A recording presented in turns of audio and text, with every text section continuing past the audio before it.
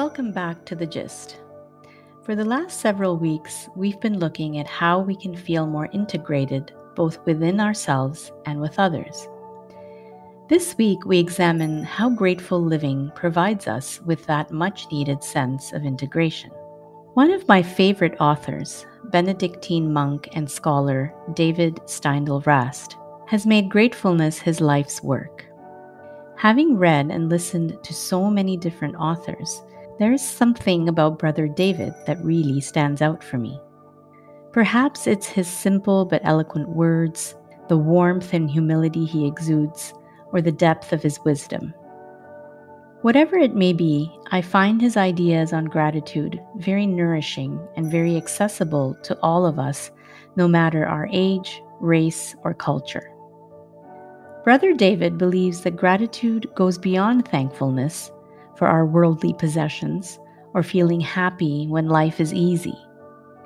He sees gratefulness as an orientation towards life that we carry with us through all its ups and downs.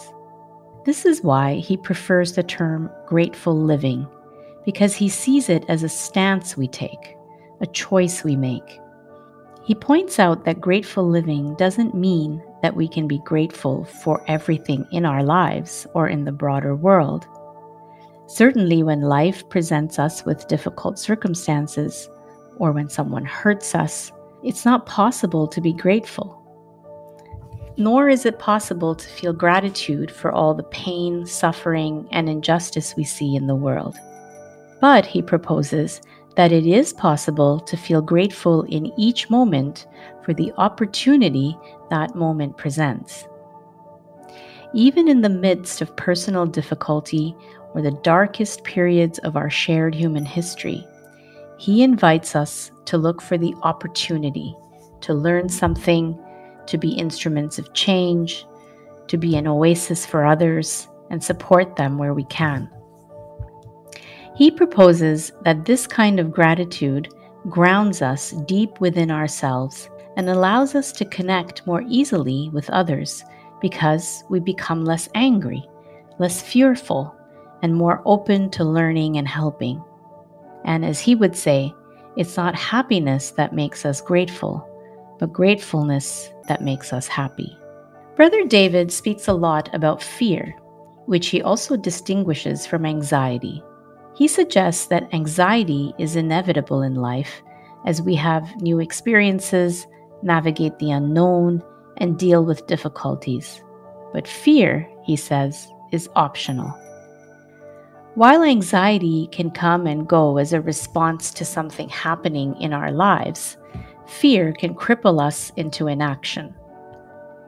He gives the example of birth, where each of us come through the birth canal, a tight and uncomfortable space, into a totally unfamiliar and overwhelming world. But the only way we survive is to trust the process, to keep moving through the experience, anxiety and all. If in that moment fear paralyzed us, we would never be born, nor go on to experience the fullness of our lives. Steindl-Rast also believes that fear is what stops us from feeling more connected to others. He believes our competitive, hierarchical structures may have been useful over the course of human history, but are not serving us as well anymore. He thinks the world must move more towards a network approach to human interaction. This concept is at the core of the community he has established, called the Grateful Living Network. Using the power of the internet, Brother David and others working with him have connected millions of people around the world through his simple, secular practice of grateful living. The more we can see our human commonalities and our fundamental equality, rather than our differences, the more we can relate to each other harmoniously and work towards an integrated world. One in which we cannot go on treating others as adversaries, use violence to solve problems, or keep consuming resources as if they were limitless. Throughout his life, Brother David has reached well beyond his Christian roots and started interfaith dialogues with those practicing other religions, such as Buddhism. He has found common ground with other faith groups through a shared sense of gratefulness, and he hopes to bring more wisdom, mutual respect, and civilized dialogue into the world through his teachings on grateful living. Along with a sense that we each belong to the human race, so we must, as Brother David would put it, all say a shared yes to belonging. If you want to learn more about Brother David and his work, you can go to gratefulness.org or read his many books, including Gratefulness, the Heart of Prayer. You can also try one of his many videos on YouTube, including his wonderful TED Talk.